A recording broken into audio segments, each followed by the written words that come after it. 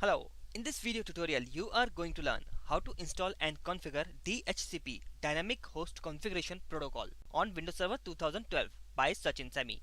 For more information visit our website, that is itzoz.com. For more videos visit our YouTube channel PDECRISE.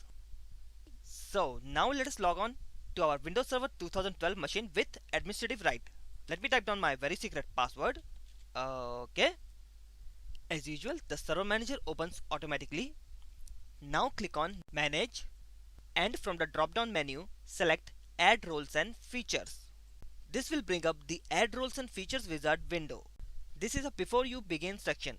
Here it is showing what we can do by using Add Roles and Features wizard window. So let us click on Next. Select the installation type. We are going to go with the first option, which is role based or feature based installation. Now click on Next. Select Destination Server. We have selected our local server, which is server 1, and the IP address is 192.168.1.100. Now let's click on Next. This takes us to Select Server Roles section. From the Roles menu, select the DHCP Server checkbox. Once you have selected the DHCP checkbox, it will bring up another window. Add features that are required for a DHCP server. Let's click on Add Feature. Okay. Now click Next. This takes us to Select Features section. Here we do not have to do anything, so let us click on Next once again. Now we are on DHCP Server section. This section is giving some information about the DHCP server. You can pause this video and read the information if you want. Now we are going to click Next. Here it says Confirm Installation Selection. Select the checkbox Restart the destination server if required. Click Yes and then click on Install. The installation process can take few minutes depending on your server configuration. I am going to pause the video and resume it in between so that you can see the progress of the installation.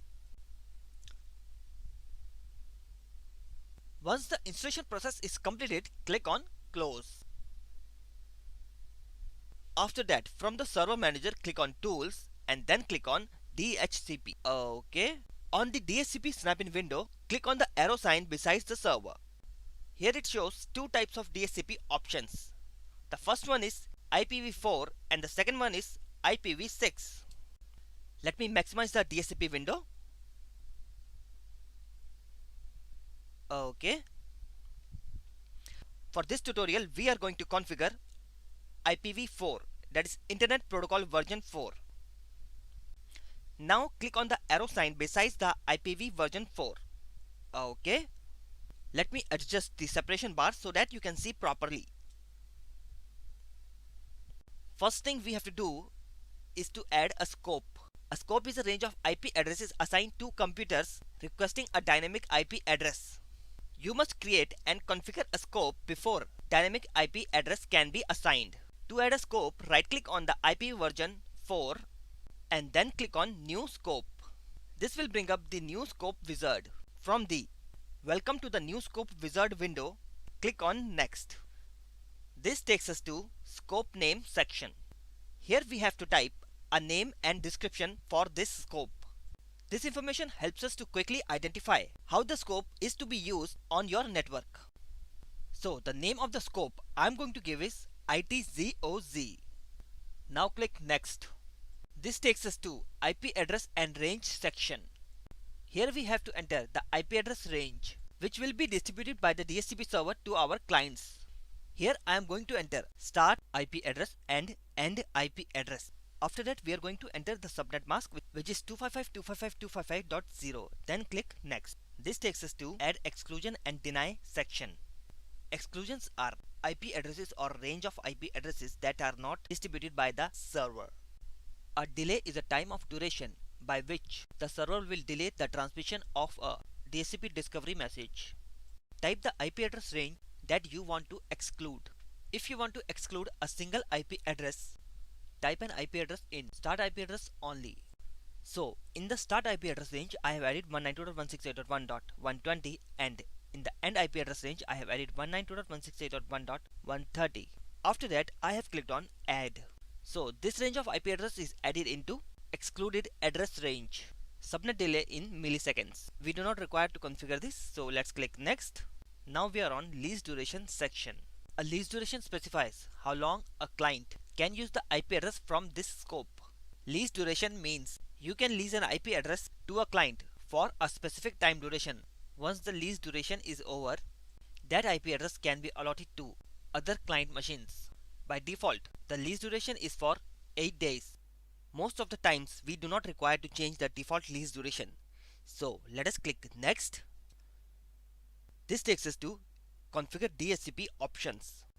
You have to configure the most common DHCP options before client can use the DHCP scope. We have selected the first option. Yes, I want to configure these options now. Let's click next. This brings us to router configuration section. You can specify the routers or the default gateway to be distributed by this scope. To add an IP address for a router used by clients, enter the address below. So here I am going to enter my default gateway, which is 192.168.1.1. Okay, now click on add and then click next. This takes us to domain name and DNS server. The domain name system DNS maps and translate domain name used by clients on your network.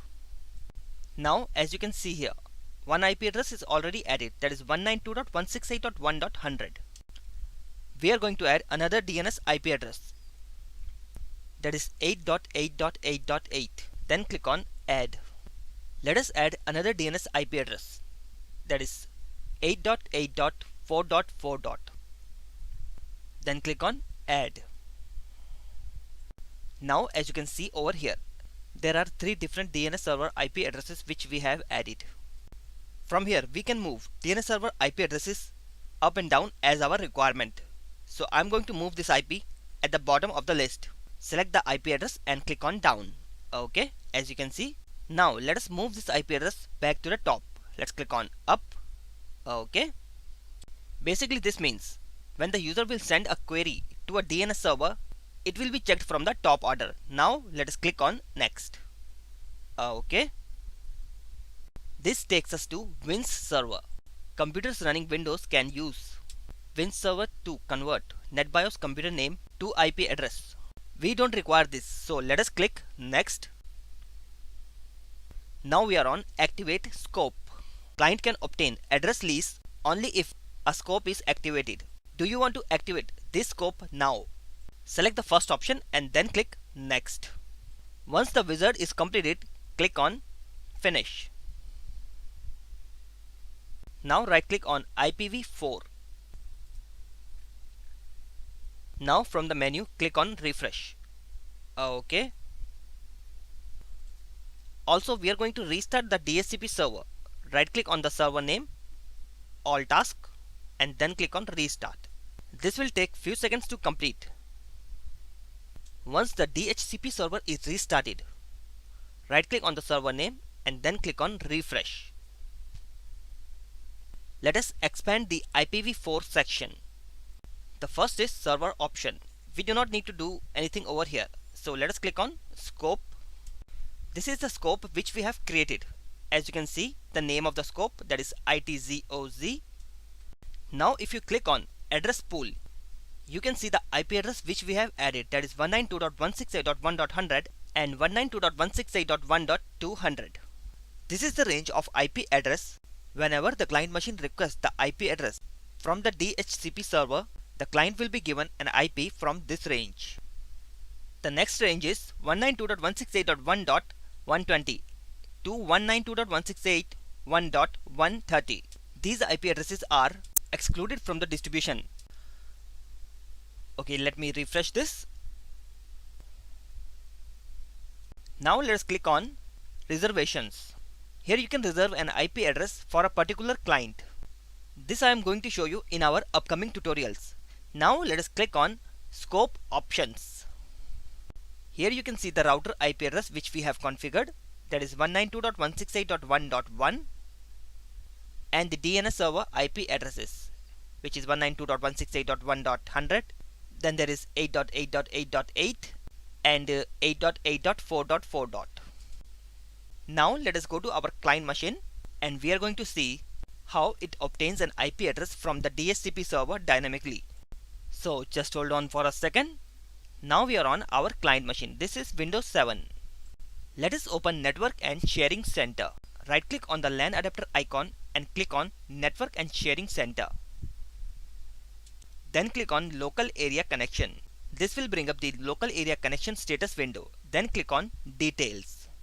Here you can see the DHCP status is showing No. That means presently the IP address is configured on the system manually.